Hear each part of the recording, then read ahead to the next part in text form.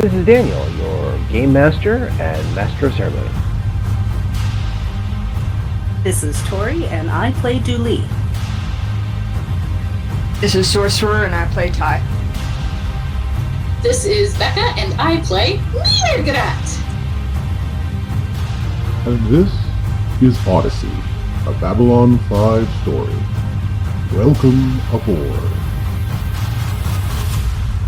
I will take my time as I need to take my time.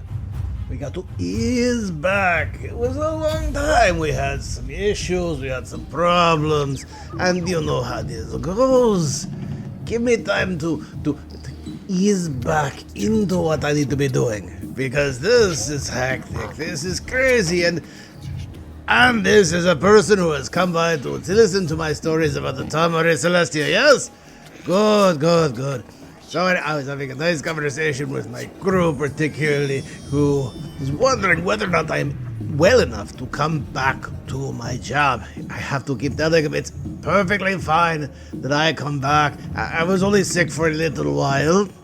And as long as I keep drinking this lovely tonic of nobody knows what it is, I will be able to keep doing what I'm doing. Now, if you can tell me how to keep the dancers from changing color. I haven't figured that one out either. What's in this stuff anyway? You don't need to know about that. You need to know about Tau Marie Celestia, yes? Good. So, sit, have a drink. Not that. Trust me, not that. And I will tell you, as we return for Season 4. Can you believe it? It's Season 4. We've made it this far. Who'd have thunk it? As the authors may say it, but this is... When last we left our fellows, they were in the process of revising, well, a possible new way of transporting the crew and passengers, the surviving ones, the ones who have not been infected, of the Tau Marie Celestia. And here, I will say, there is going to be a major change very soon. But we'll talk about that soon enough. However, there is something to know about this so-called Babylon Crystal, as our adventurers wander around. Also, again, you find out that, and I think I mentioned this last time, the station is not only fully operational as a machine, but all of the large areas that were for food harvesting and air reclamation are fully stocked. So not a lot of it is traditional human, because, you know, it's a Horlon and a bunch of Minbari stocking this, but there are plenty of fruit trees and staples, so most of you can eat fine. Pak'ma'ra, however, still having problems, but you do have Dodger to work with, who does produce the cheeses, but also, again, it's been researched. I mean, if there are fruit trees, we can just pick some of the fruit and wait. Exactly. The mystery cheese. Oh my God! You realize that if there are fruit trees and there is some grain equivalent of wheat or something to that effect, sorghum, beer, not just beer. Mm-hmm. Thanks to both the mystery cheese, the fruit, and that, you can make your own kolaches. I was thinking yogurt. I have had to look those up on Wikipedia because I have never been to Texas. It's a Czech thing. Yeah, I know, but even in I've been to the Czech Republic and never heard of them.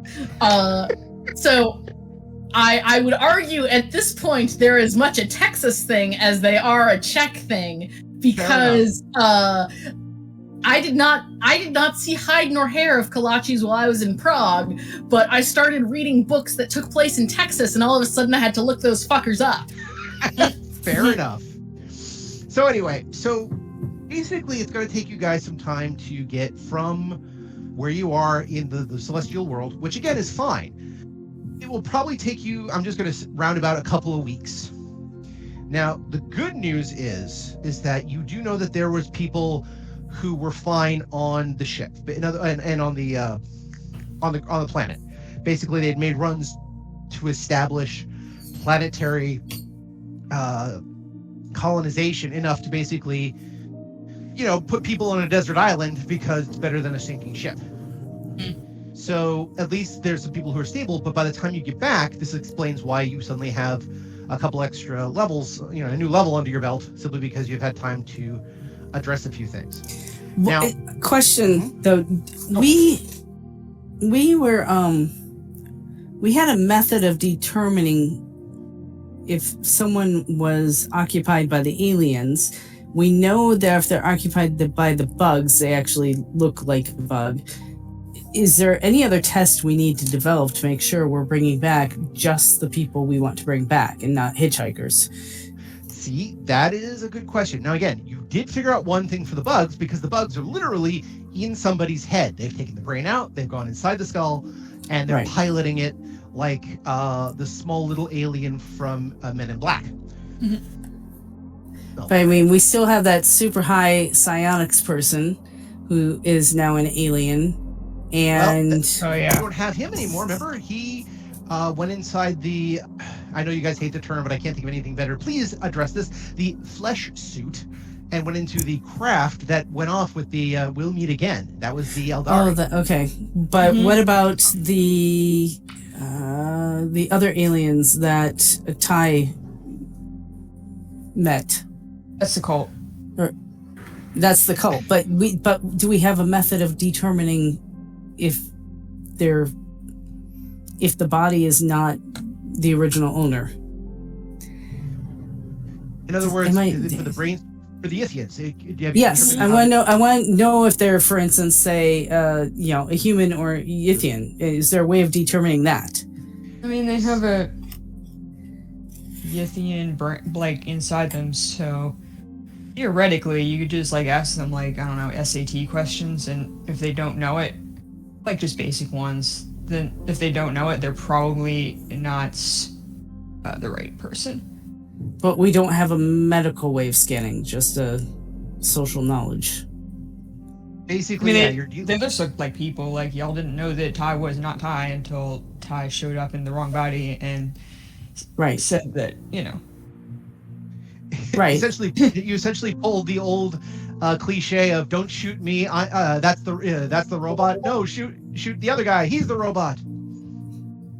Okay, well, I mean, all these people have professions or whatever. So if we ask them some kind of question that they should know about their job, just a basic thing, and they can't answer it, then it seems indicative that it's not the right person. All right, so we can take the few weeks travel to come up with a list of questions to ask people the different races and different occupations. Yeah, Space Wikipedia. Yeah. You also have a few other people that you can coordinate with, the people who you brought along on Dodger. Now, again, someone like Eric, he may or may not have some ideas for you. We'll do some rolls. Someone like Kaluta, he's a wrestler. So again, sometimes he's insanely wise, but for the most part, he's a wrestler. So it's a little trickier. There are cultural things that you can ask too, because we had that situation where we asked someone some questions and they didn't know the answer. That would be Kali, who actually figured out that Tai wasn't Dr. Noreen Spears, because she had never heard of Bugs human Bunny. Things. Yeah. So. Which also, again, I'm also now curious how many people nowadays don't know Bugs Bunny. I'm sure really most people know Bugs Bunny. Yeah. Yeah. I feel like it's more due to the supremacy of Disney than it is to the fading of Bugs Bunny culturally, though. Yeah. Except for things like Space Jam. But, when was the last time you saw a Bugs Bunny cartoon that was made within the last 10 years? I don't have a TV, Dan, so I think that's a little biased. I don't. You may not have a TV, but A, you have the internet, and B, remember there was a time in the 90s when they actually started every Warner Brothers movie with a new Warner Brothers cartoon. I don't remember anything. No, that's a lie. And also, I did in fact have Space Jam, the soundtrack, on physical CD. There you go. It was a good soundtrack. I will stand by that. Fair enough. It had Coolio and Quad City DJs. for all your 90s hip hop needs. Hell yeah. Oh, by the way, here's a trivia contest winner for you. What movie did Tupac Shakur make his debut in? Boys in the Hood? No. I think it was no. If it was Space Jam, I will say that movie is a stone classic. Oh no. It is a terrible movie called Nothing But Trouble, written and directed by Dan Aykroyd and starring Chevy Chase and Demi Moore, and Dan Aykroyd and John Candy as multiple roles. It is absolutely terrible, trying to be a horror comedy that doesn't quite work, but there is a cameo by none other than Humpty and the Underground, of which Tupac Shakur was a background person in. Nice. What do you know? So like I said, there's a trivia winner for you. Anyway, so you've had some time to kind of think about this and to, again, go over the ship. There's a lot to go over because, again, this is much larger than Babylon 5. And it's right now just being inhabited by 200 bears, an immortal, and the 15 of you. I know that didn't sound right, did it? I am wearing a Fat Bear Week t-shirt right now, so I'm on board with this. Fat Bear Week? Okay. Sorry. As a person who has lived in San Francisco, that has a very different tone than I'm used to, so I don't know if, Yep, that's what I was thinking, and I was like, no, can't be. Then I mean, like, that's kind of why I bought the shirt, but also it's about, like, actual literal bears. But, like, I'm certain there's a reason why 3XL sells out the fastest. I mean, yeah. Quite possibly. Anyway, so yes, you've had some time on this ship to get used to a few things. You can ask some people some questions, or if you want to get closer to people, you're welcome to do so. People like Padini and his crew have actually been helpful because while they are, I think I said 6 to 8, the various races, all of which are ridiculously, cut and athletic, and everyone thinks, well, they're just, let's just call it action stars, but they actually do know a thing or two. They have a lot of downtime, and a lot of them end up reading quite often. So they're able to help here and there. I'm not saying they're like, welding things together or, redoing circuit boards or anything else like that. But when it comes to basic operations, a lot of them actually are surprisingly helpful. And yes, in the several weeks, you have figured out when Padini goes someplace with his crew, it's probably best to leave them be for about 5 to 6 hours because he's filming. Oh, I thought it was because they were getting high. Oh, no. They were getting to work. How often do you get a set like this? I just have to whip up some scripts. I do that during the weekend. They learn their lines, and suddenly we can film. And the cinematics here. How can you? This is great. I can do a full Babylon 4 here. It would be. I'm doing a saga. Yeah, think of that. I was a huge fan, so she knows what to expect here. At this point, if you could be such a huge fan, you could just be sitting not behind the camera, but like in the chair, as long as you're quiet and let them film and just watch the show. Nobody cares. They're just happy to have feedback. Because if nothing else, they know you're a paying customer already, so might as well. So there's that. Kaluta has been basically, if he is not practicing his art, and he actually goes to various areas designed for ring combat, because they actually do have a few places like this, little boxing rings, and where he practices his own stuff, he can be seen lifting things because he's a freaking mountain of a man. Mountain of Adrazi, I should say.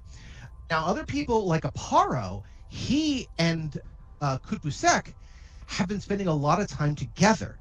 And again, if you guys are leveling up, they're leveling up as well. And Aparo, by the time you get done, has essentially become an apprentice ranger. He can't be a fully qualified ranger until he goes to Mimbar, does some certain ceremonies and so forth. But as a, I guess you could say, duly deputized apprentice, he is actually now all but a ranger in all but name. and not a very strong one, not like all the discipline, everything else like that. But basically, Kupusek has been fulfilling Aparo's dream so that next time he says, well, I'm a ranger, it can actually be the truth. And also, Du Li, you have been spending time with Connor's book. Mhm. Again, you've got his sword, and even though you have a strength of 8, which even if you did get a level up for an attribute, only means you would, get your strength to 9. That much of a help. Nope. Again, it's like you could barely lift it, but his notebook was helpful. He has been tracking down organic beings, strange organic beings, and a lot of cryptids. And I mean a lot of cryptids. I mean, according to him, he's fairly certain that the legend of the Loch Ness monster is in fact some sort of aquatic version of an ancient one. And if he can just prove the existence of a Mothman, he notes on there would be amazing. But he's also noted how many cryptids exist in other species, other civilizations that are exceedingly similar. Mothmen's being one, of various sizes, basically large insectile people. In every race besides the ones who are insectile, because they're like, that's called Fred. He's over there. But for other places, having some other form of cryptid, Bigfoot or whatever, he's been keeping up on these for a while, and there's some of them he scratched out as completely, no, this is bogus, this is just a local story, or no, this isn't what we're looking for, or Bigfoot found it, has a nice family, leave it alone. He's been doing some of this research, but it's part of his quest. And you can tell the biggest part of this quest has a lot to do with finding, as he said, other ancient organic technologies that have become sentient in the hopes of bringing it back to Narn space so that the Narn regime will never be as vulnerable as they once were. Julie, give me a quick intelligence test. So your intelligence currently is? It is 17. 17. Give me a quick intelligence check. 17. 17. I'll give it to you. So basically, one thing you remembered, do you remember a while back when you were looking for technomages and you ran across a couple of archaeologists who were expensive and both of you thought were a little egotistical? Yep, a little. A lot.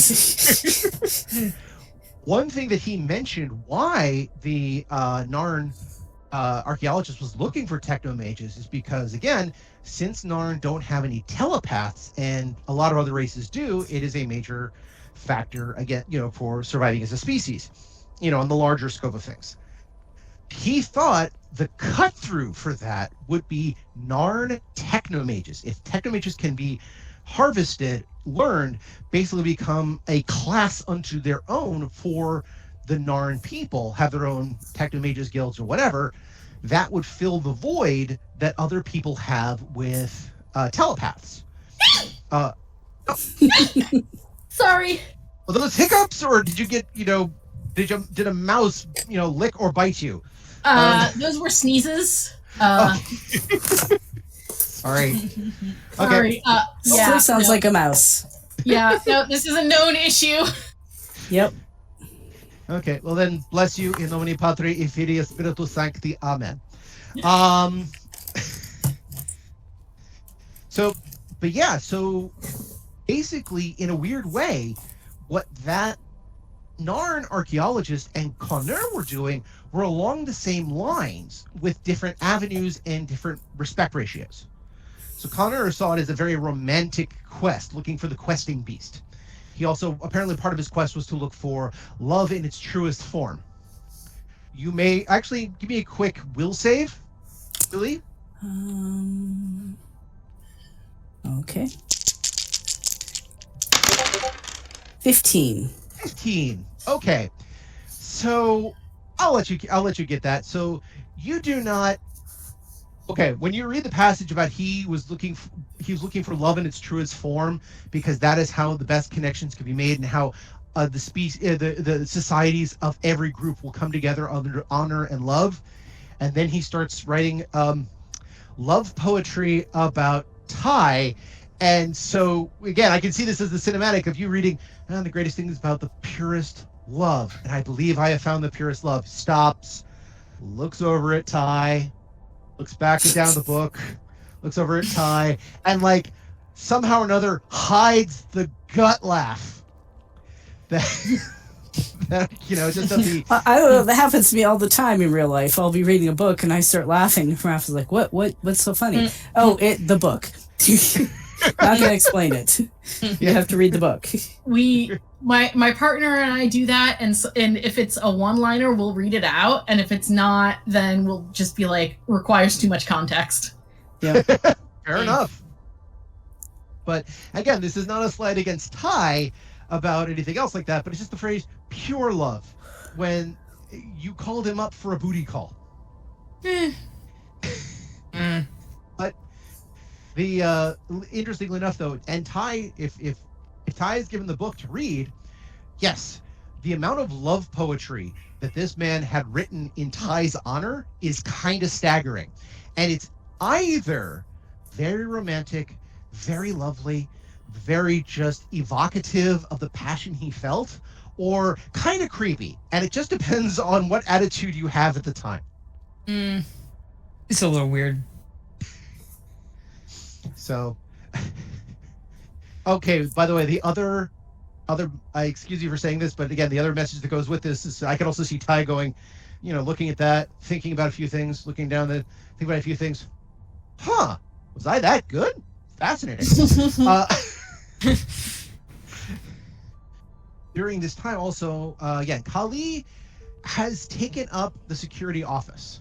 It actually is still there. It functions very much like Earth Core security, and she hasn't locked herself in, but she's basically kind of going, I'm staying here. And if anyone wants to press the matter, I'll let you know why she's doing it. But for the most part, she comes out for food, she comes out for basic socializations and board meetings and conferences. But if she's not in her quarters, she's in the security office, and you're fairly certain that her quarters now is actually one of the cells, that she's just kind of like dragged a bed into that, or grabbed a decent pillow and made that her quarters inside the security office. Yorni, on the other hand, has been in some ways vital, because Yorni has one of the best connections, secure connections, to people back at the Tau Marie Celestia, because acting captain, or now I guess active captain, Miller is taking refuge when he can in the Technomage's Edlin's ship. Edlin and Yorni have suddenly become the cooperation and communication specialist. They know how to communicate between the two of them through their strange Technomage wizardry. With everything else, they're kind of giving you updates regularly on what's been going on in the ship. That's useful. Mm-hmm. And, oh yes, by the way, both Eric and Mirgrat suddenly realize they have the entire medbay to themselves, but not just medbay. This is like, imagine if you will, human medbay. Yay, cool. It's got all the scanners and stuff like that. Now have it being updated by both Mimbari and Vorlon technology. Yo! Now, some of it, because this is Babylon 5, is even beyond your ken of understanding how it works, but the fact that you know that it works is amazing. You're not quite to the level of like the Shadows and Mr. Morden of, surviving a nuclear blast and saying, flesh does what it's told. Nor are you like able to repair a severed head or anything else like that. But a lot of medical stuff that you could do before is now greatly accelerated. So, and you have more tools for scanning and things like that. Eric he actually a couple of times going, how soon before I get to call myself doctor? Everyone's like when you take the test, dude. He's like, all right, fine. But yeah, he's happy to be there. He also has found old collections of Babylon 4 media in the databanks. Essentially, he's been going back through the old databanks and has found essentially what might be considered old MP4s of old movies from Earth that were, even for y'all standards, kind of old. But again, he could, any Saturday, he's like, okay, everybody, let's gather together. We're watching something. You know? So he's been excited about some of the old, I won't even say lost stuff, but some of the stuff that made its way through the transition so much, that survived 1,000 years of revision that are still there. So he's finding it fascinating. And is that everybody who came on the ship with you? I feel like I'm missing somebody. Oh, Tuvo. Tuvo is always your acolyte. So while he is spending time with Yorni, he is also spending time with both Mom, because Mom is important, and Mom, who is slowly becoming captain. Believe it or not. And then also acting as the intern with Mirgrat. He is advancing in age, again, as a nice young boy is wont to do, but he's learning at an accelerated rate. He still has a great head for math. You guys all figured that out. He has an exceedingly good head for math. He is also learning everything from everybody and has managed to synthesize and amalgamate the learning together. He still remembers the stuff that he got from Milgram.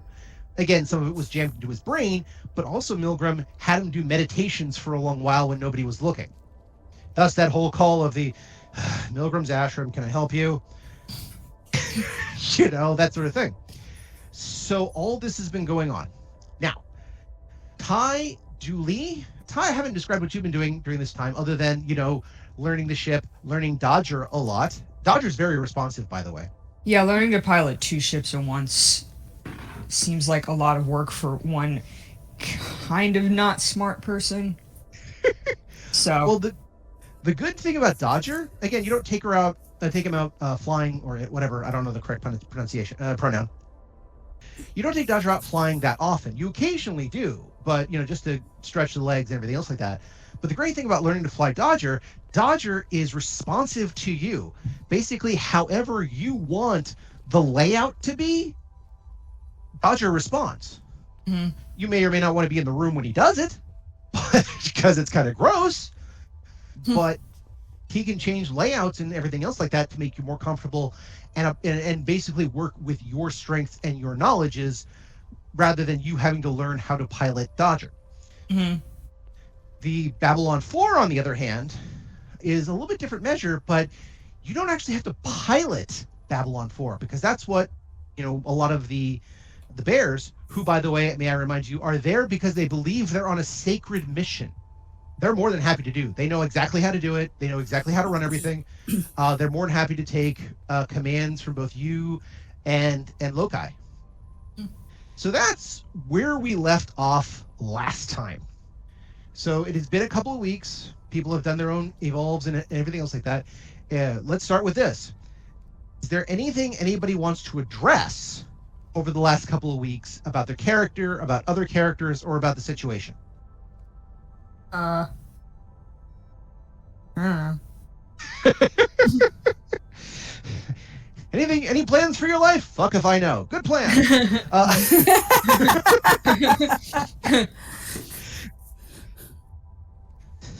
Which is, I by the way, mean, I took a level of librarian. Mhm. And the second level of librarian gives you some real nifty shit. Specifically, so starting at the second level of librarian and following for every character level after, you get to use your intelligence to make an intelligence roll, divided in 2, rounded up. And that is an extra amount of skill points that you can spend on int, wisdom, or charisma-based skills. Okay.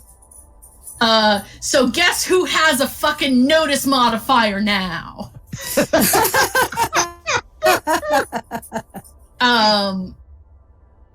Okay. So you're a librarian of Meltat, right? Malat, yes. Okay. So because turns out, I guess Mirgrat is like now very interested in being able to, I think Mirgrat is just in full on like note taker mode now. Well, okay, not just note taker mode. Again, noticing everything. Remember what I said before about the fact that the Babylon 4 has all these old archives of old movies that Eric's been able to pull up? Yes. Okay, 1,000 years worth of archives that were backlogged into a Babylon 4 computer, redistributed numerous times and recopied numerous times, is now at your fingertips. We're never hearing from Mirgrat again. Uh, We'll come out of a room. This podcast had a good run. Unfortunately, Mirgrat has other projects to pursue. Yep. Like knocking on the door. Mirgrat, you still alive? Yeah, okay, good. I'm leaving you alone. I'm leaving now, okay? Put the meal outside and walk away. Dan, you had to know. Oh, of course. But again, this also means that besides a lot of the old research and a lot of this stuff that you knew already, because it is 1,000 years old, and some of it was some of the histories of things like, the Minbari War, which is both interesting for the pak'ma'ra and especially for your character, because again, you were sent out to find more stuff about various species. It's not something to direct benefit of the pak'ma'ra in a lot of ways, other than just cataloging history and seeing what other races went through 1,000 years ago, which would be not unlike going to a Renaissance festival. It's great. I love them. I love everything about them. But again, it's really hard to be a Renaissance fair person and maintain a person from the Renaissance while at the same time being an IT support person in the nowadays. People I know do it all the time now, but if you're from 1,000 years ago, it doesn't quite match up. So again, it's a lot of information that you didn't necessarily have, and some of it you did, but there's a lot of information to go through. So for a couple of weeks, as a librarian, particularly with the notice, it's harder for you to engage with a lot of things. The other part is, yes, you are surrounded by new alien technology, partial Vorlon and Minbari technology, and a whole new alien species of essentially, robotic bears. So you've got a lot on your plate to take notes and records of. Probably to the point that basically every night for 2 or 3 hours you're at a terminal just typing away to get everything down and downloading from your recorders, just so you have a central place to keep everything, because you're probably filling up your local data information too fast. Happens. You're like a person who gets a 10 terabyte drive, has a Chromebook, and a phone. Why? Because you cannot plug the phone directly to the 10 terabyte drive, and the phone gets full too fast. So, and that's the other thing. If you ever were to get back to pak'ma'ra space, as a librarian, again, you got the next level up because you made your role, but think of the prestige that would come when you show up with said data banks full of the information you inserted, and how much that's going to be great to both the great library, but also your quote-unquote field research. Yeah. So, yeah, you've had an interesting time of this. I mean, it's just been boom. So Ty has been learning how to do the ships, but also, again, learning the Babylon 4. I would also guess, in this case, you don't necessarily learn how to pilot Babylon 4, but you learn more about it, in that, some of the mechanics, what is it capable of doing? Officer gets class skills for, like, electronic and electrical engineering type stuff, so that kind of makes sense, I guess. Yeah. And Intimidate. Ty's gonna be fucking unstoppable. She's gonna be allowed to do whatever the hell she wants. Congratulations. And you are notice. going to become our Ivanova. Finally. Excellent. You found your goal in life. Which, by the way, also is great, because now you can also, between the issues with becoming an officer, essentially, though you don't have a commission just yet, or you would be considered having a field commission, and being both a mom and an officer in this, essentially, city that you have alone. You have a city that is designed to hold probably about 500,000 people, and it's filled with 215. Mm-hmm. Yep.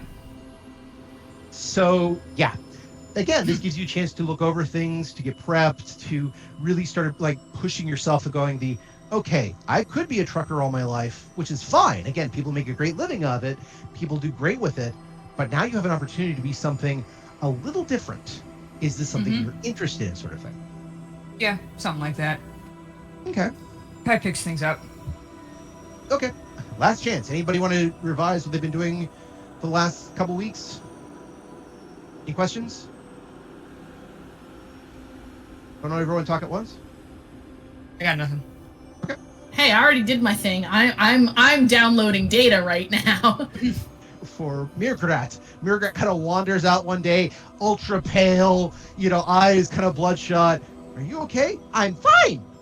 What have you been doing? Oh, just getting records for the last. Looks at the chronometer. 14 days straight. You should sleep. Should I? Yes, you should sleep. Really? I got some reports to work out. Just sleep, down, food, go. Yeah, I mean, listen, Mirgrat in university was something to behold. Mirgrat in university basically is like halfway between dedication and obsessive compulsive. Yeah, I mean, like, reminds me of my first year of university, really. There you go. You're pulling from that which you know.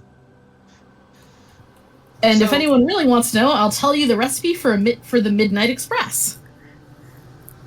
I'm not even sure if I want to know what that is. It's a drink, asterisk? But yeah, so that's what everyone's been doing for the time. Lokai, however, again, I should mention, every now and then would gather somebody away just to talk with them for a while, and when it's either anybody's here's turn, he's trying to figure out what happened in the last 1,000 years that he needs to know about. And some people have some interesting information. Again, if you ask as Kaluta, what's happened in the last 1,000 years, you will get, combat, wrestling scores, honor, that sort of thing. If you ask Shakar, 1,000 years of WWE statistics. Oh yeah. Sorry, I forgot that. If you ask Shokar, who I forgot that you guys actually had on board, he'll talk to you about, both, again, the wars, the stuff that happened with the Drazi, and, 1,000 years worth of delicacies, culinary arts, and all the rest of that. He will also give the 2-hour explanation of his long cleaver. It apparently has a history that goes back a ways. I am certain that his cleaver is a named weapon. Probably is. I didn't come up with one, but yeah, it's one of those things that Tolkien would look at and go, "Yep, that's going to glow when goblins come around." Yep. But anyway, so over the couple of weeks, you guys do a lot of the investigation, adjustments, things like this.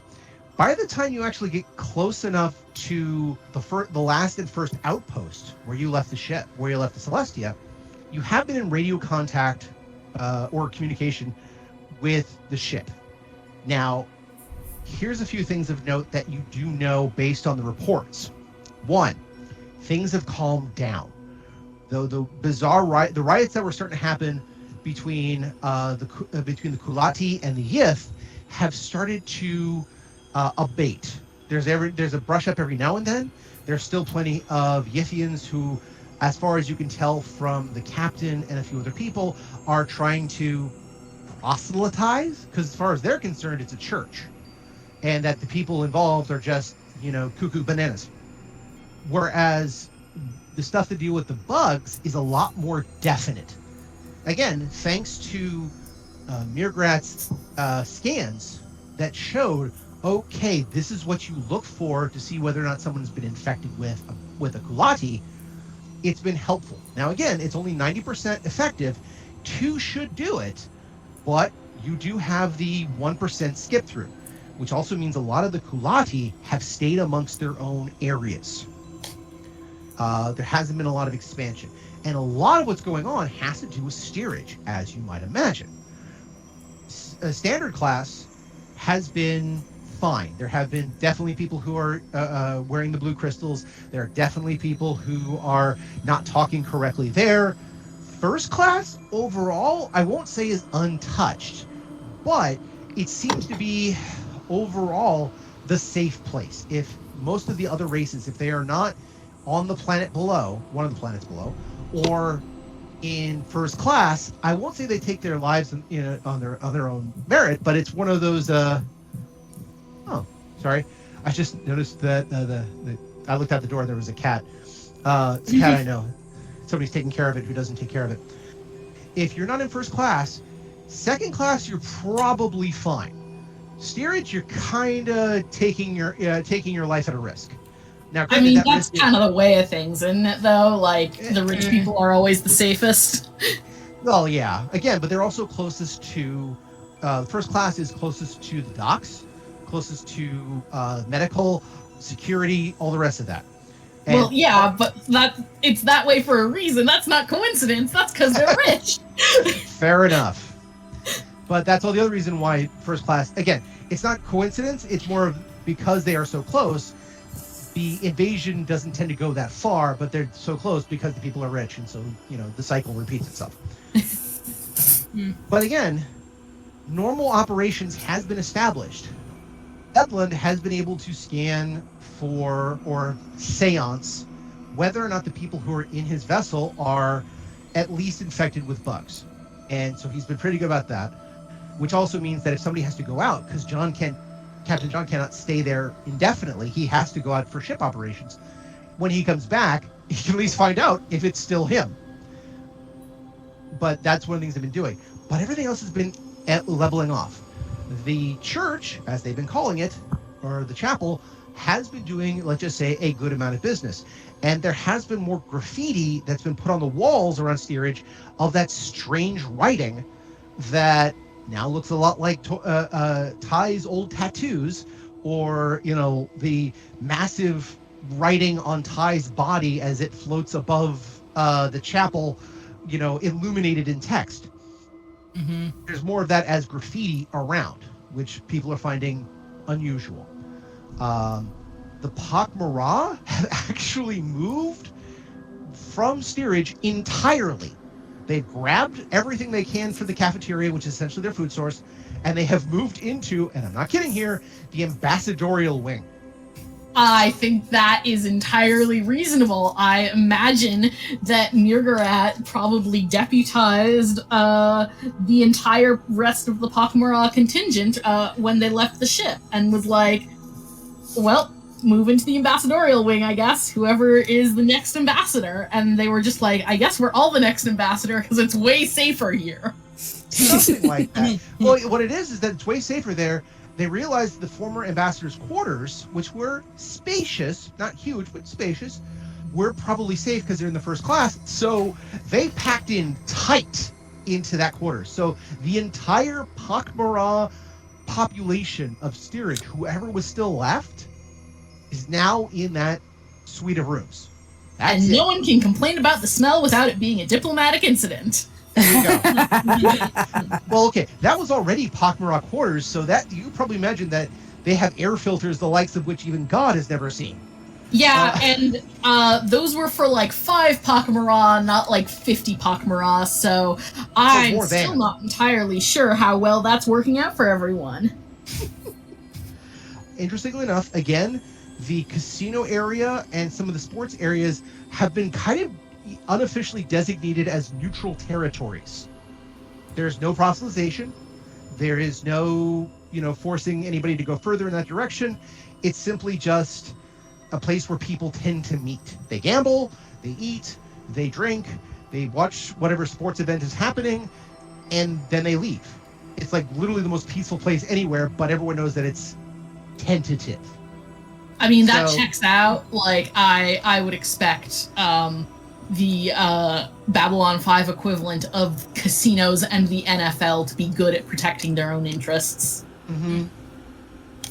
So, yeah. So a number of these places, again, ship life is ship life, even though they're trying to work with the resources they have. Now, granted, they have less people because of all the incidences that have happened. So things have been working fairly decently. They've been stable for the last couple of weeks. Nothing major has happened, which is good news. However, one report is that there is at least one quote-unquote rebel faction who is adding to the order in the steerage section, and at least according to a couple of sources, seems to be winning.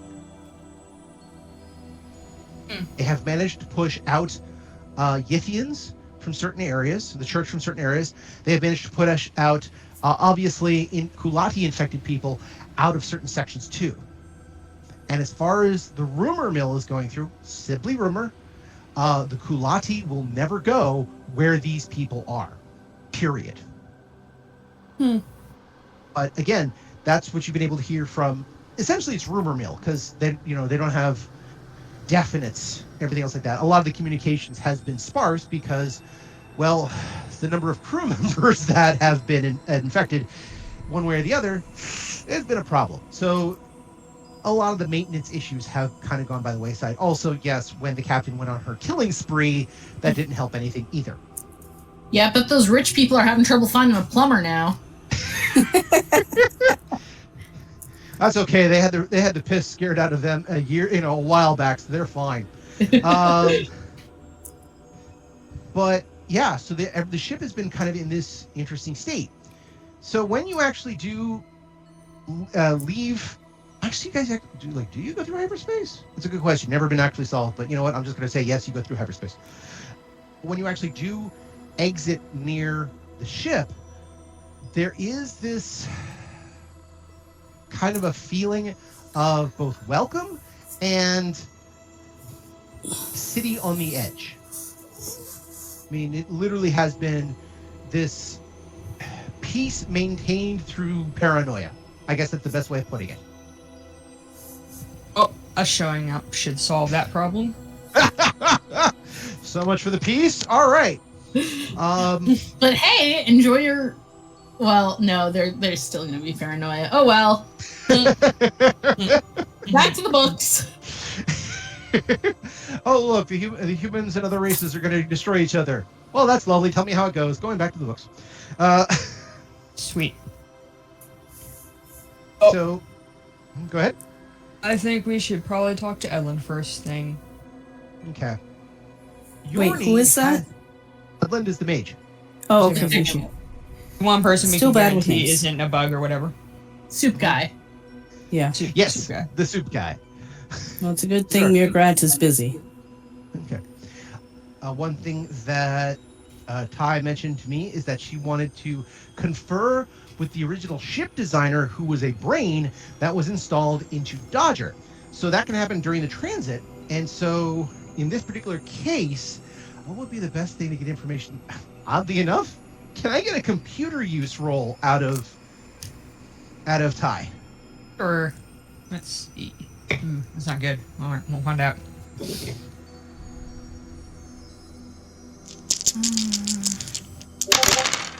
Okay. Oh, 1922. Okay, Again. not bad, not bad. All right, the biggest trick was figuring out how to access the information, simply because now that the brains have been essentially put into a hive mind, and again, all alien technology and yada yada, it's not like you can run a Google search. Trying to get the information from that designer was available, and it takes a couple of days, but you're able to pull out some information, things like original deck plans and concepts. Now, you were looking for how to separate Edlin's ship without damaging the rest of the ship, correct? Yeah. Okay. Give me a... Ooh, you just got a technical skill. What did you take? Mm-hmm. Engineering. Perfect. Give me a technical engineering roll, please. Okay. Me too. Also, a 22. Okay. Dependable. Now, I'm going to give you a little bit of a bonus simply because you're working with the head designer. Mm-hmm. But it also takes a little while for you to kind of figure out that, yes, there is a way of separating this ship without destroying the other vessel. Now, it's a little tricky and a little weird. Basically, it does require essentially cutting out or removing a couple layers of hull to allow that ship to evacuate. But if a couple of areas were sealed off first, it would be a hole, but then again, the ship has holes already, and it would allow the ship to leave without completely destroying the structure. And it can be done in such a way that it doesn't kill all the power or air regulation or anything else like that. Cool. So it can be done. It's easier to do from within than from without, but you're still going to need to make a hole somehow or another outside once everything's set so the ship can leave. Otherwise, it's going to tear through, and that's going to cause no end of problems. Right. Yeah, you definitely want to have planned holes as opposed to unplanned holes. That sounds like a job for people with welding equipment, which Kai is not one of them. Exactly. It's fine though. We need people who know EVA and welding now, and that's not me. So yeah, so you've got that information, yay. So, but that will assume that's kind of a retro back from what happened previously while in transit. So once you actually get there, you can again make the report to Edlin if you like, or use it as a bargaining chip or whatever you want to do. But yes, so let's go back to where we were by saying yes, the ship shows up. There is that kind of field of tension, peace through paranoia, for the most part on the vessel. So, but you guys show up in a vessel that is large enough that it's just can eclipse the Tau Marie Celestia, but is small enough that the Tau Marie Celestia cannot dock. So everything would still be through shuttles to get from one ship to the next. That's fine. I mean, that's ideal because we don't want sort of unsupervised transition between the two ships. Yeah, exactly. Now there is a smart group of people, is it not? They have a plan to basically be able to transport everyone from the Tau Marie Celestia who's not infected to a safe space where we begin our next part of our journey. But to hear more of that, you must join us again next time on Odyssey of Babylon 5's story. Now, stop spinning. No, counterclockwise. What's in this stuff again?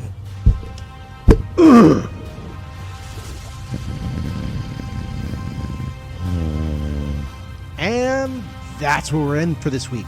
I want to thank everyone for joining us and hope that you continue to join us every 2 weeks for another episode of Odyssey. If you have any questions, comments, constructive criticisms, or just want to say hi, then you can find us at temporalplaygrounds.com/Odyssey or email us at temporalplaygrounds@gmail.com or find us on Facebook, Odyssey, a Babylon 5 RPG podcast, or Reddit, r/OdysseyB5. Babylon 5 was created by J. Michael Straczynski and is owned by Warner Brothers Domestic Media. The Babylon 5 role-playing game was produced by Mongoose Publishing utilizing the OGL gaming license for D20.